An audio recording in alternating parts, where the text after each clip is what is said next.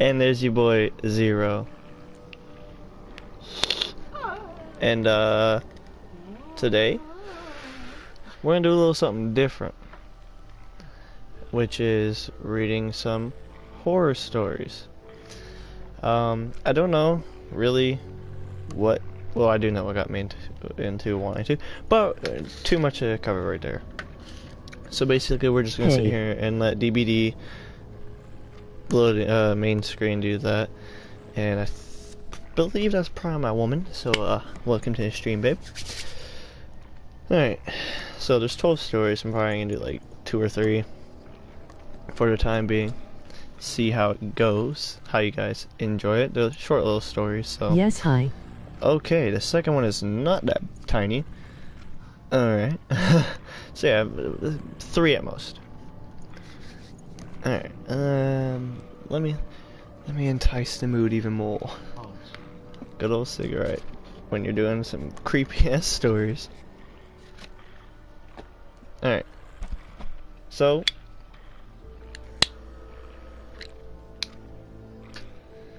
first one is called The Cell Phone. So let me do number 1, the cell phone. Alright, so just so everybody knows, none of these stories are about me. They're just online little stories that I found. Alright. A couple of months ago, my friend's cousin, a single mother, bought a new cell phone. After a long day of work, she came home, placed her phone on the counter, and went to watch TV. Her son came to her and asked if he could play with her new phone. She told him not to call anyone or mess with text messages, and he agreed.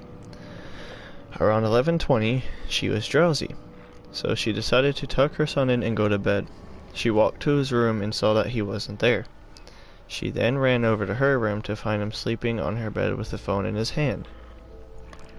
Relieved, she picked her phone back up from his hand to inspect it. Browsing through it, she noticed only minor changes such as a new background, banner, etc.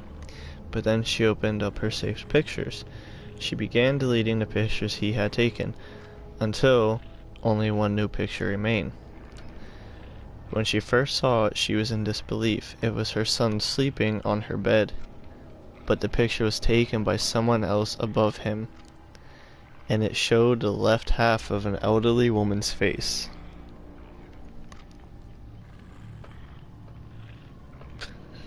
Alright.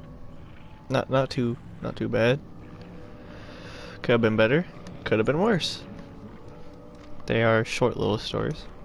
Alright, number 2. Ghost Bro. Because for some reason it's called that. My house was built in 1904. It is a single-family home, wood frame, sitting on a concrete block foundation. I have been living here for about 12 years. Of all the weird things that my siblings and me have seen or heard in this house, this one event is my favorite. This happened to my brother. About 10 years ago, my brother and his best friends had started a garage band playing mostly Spanish rock, alternative music, but in Spanish. His friends could only get together on Sunday afternoons. They would practice until the early evening, and they would usually call it quits by 8 p.m. This was the time I usually showed up and went to bed, because I worked the graveyard shift. Oof.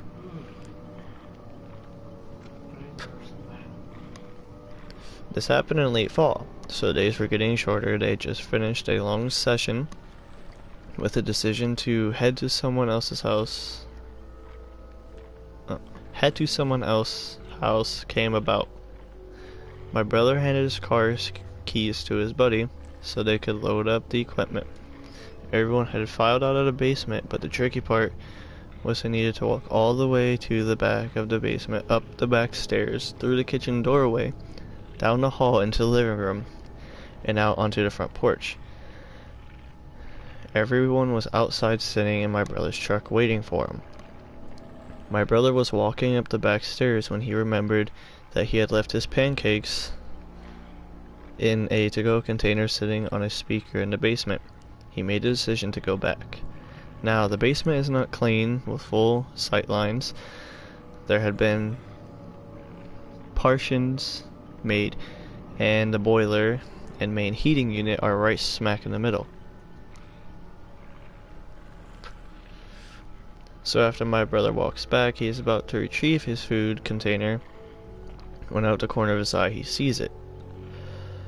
It's a shadowy figure right at his peripheral vision. This feeling of dread and uneasiness washed over my brother.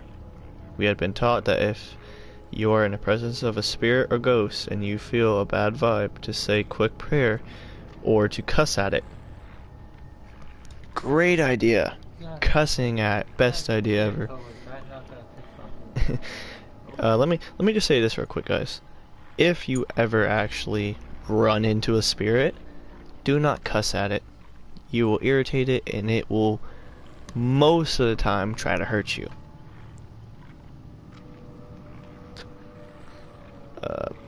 My brother chose the latter.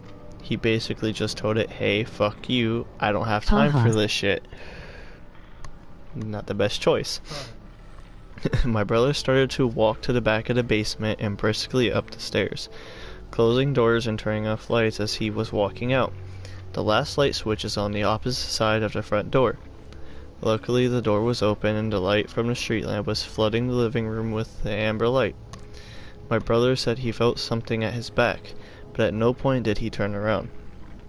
As he flicked the light switch, the living room went dark, as did the rest of the house. As he stepped out and pulled on the door, closing it behind him, still holding his food container in one hand, he jogged down the few porch steps. He walked towards the front gate of our house, far from the main street, essentially having a large front yard but no rear garage. As he closed the gap between himself and his friend-laden truck, he kind of smiled and thought things over in his head, mad at himself for spooking out when there was for no reason.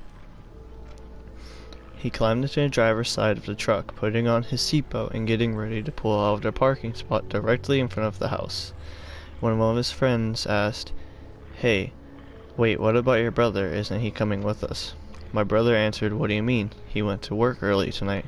"He is already gone. Do you see his car anywhere?" The next question they asked, "So then who was walking behind you when you were leaving the house?"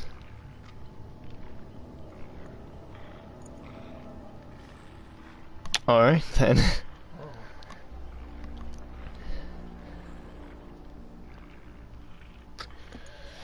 Alright.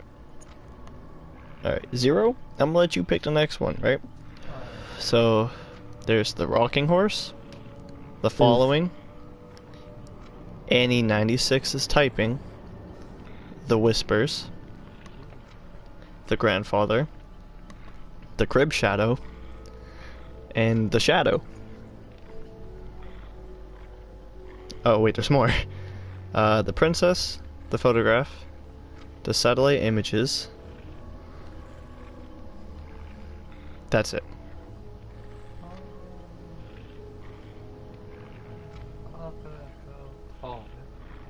The Following? Yeah. Alright. Next up, number 3, the Following. My older sister has a ghost that followed her around for years. I lived with her once for about 3 months, and so much weird stuff happened in that time.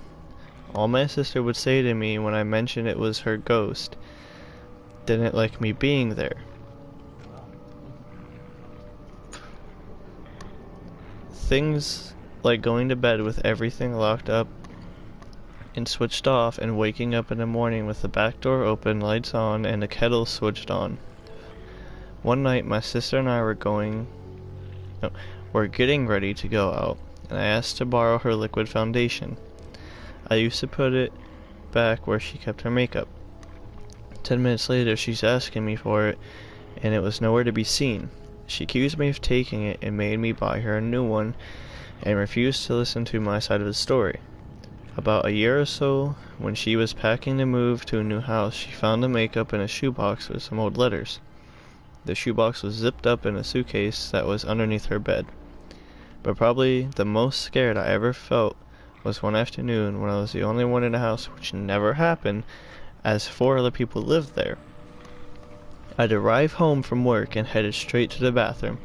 All the doors, windows, etc. were closed. I was standing in the bathroom and started squeezing a pimple on my chin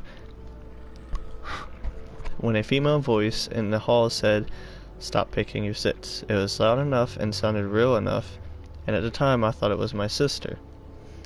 So I laughed and told her to fuck off, and asked what she was doing for dinner. No answer. I stuck my head out into the hall. No one there. I searched the house top to bottom and there was no one home. I sat on the front porch until someone else got home because I didn't want to be in there alone.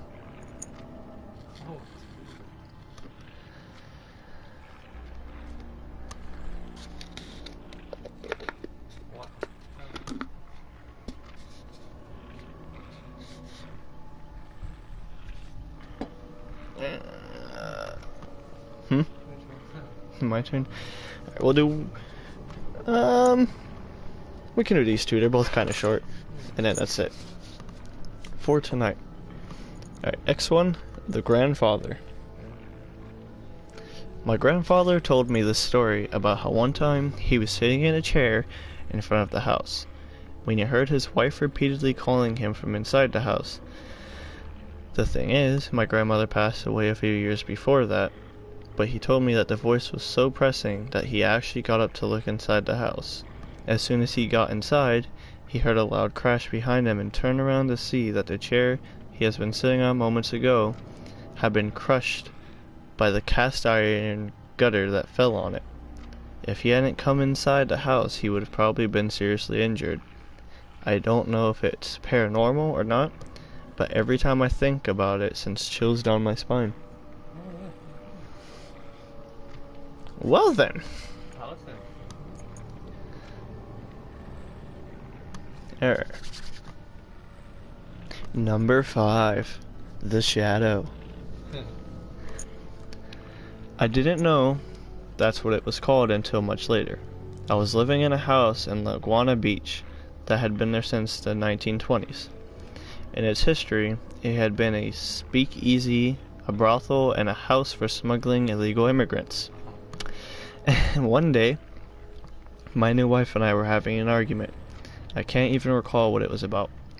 She walked down the block to get a cup of coffee and cool off, and I was alone in the house.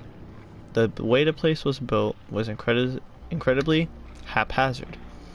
There was a bedroom and a living room on one side, then a bathroom with 2 entrances. On the other side of the bathroom was a hallway that had windows in one side and 2 bedrooms on the other. From my bedroom, I could look across the hall into the bathroom. Then through the bathroom and down the other hall, I was standing at my dresser, and I just noticed movement out of the corner of my eye and looked down there. There was, and honest to God, that gives me goosebumps just typing it. 17 years later, a black figure. It was maybe 3 feet tall and only vaguely humanoid. It looked like black scribbles, like someone had scribbled a human shape, but the scribbles moved, like electricity arching. That's the best way to describe it. There was no sound that I could remember. I distinctly remember when I saw it, I wasn't afraid. Just like, what the fuck? Then it noticed me looking at it. I can't say it turned around, it just focused on me, I guess. Then I was scared. I didn't move, didn't scream, nothing. I was just frozen, because it just fucking came at me. It rushed down the hall towards me. I have no idea what it intended, but as soon as it entered the bathroom, the door closest to me just slammed shut on it. I screamed, I yelled for my wife. She wasn't home. I went the fuck outside into the daylight and didn't go back in until she got home about 10 minutes later. I don't believe in ghosts. I don't believe I saw something supernatural, but I saw something. I don't know what it was.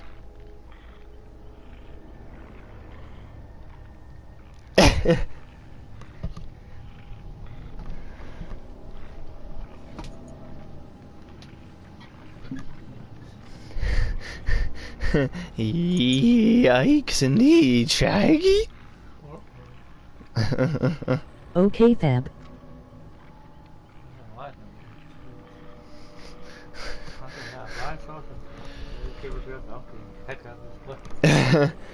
So, yeah, guys, that is, gonna be it for now. Just want to test it out, see how I liked it. It's not a bad thing. I do like reading scary stuff. So, if you guys want to see more of this, give it a like. Hell, comment some stuff if you guys have anything you do want to see or listen to, quite frankly.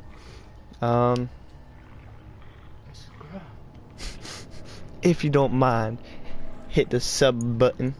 It's your choice. If you don't want to, that's alright. But if you do, I appreciate you, and I love all my fans. Almost at 200 subs. Let's see if we can get it by next year. But for now, it has been your boy Chase Evans, and I'll catch all y'all on the flip side. Peace!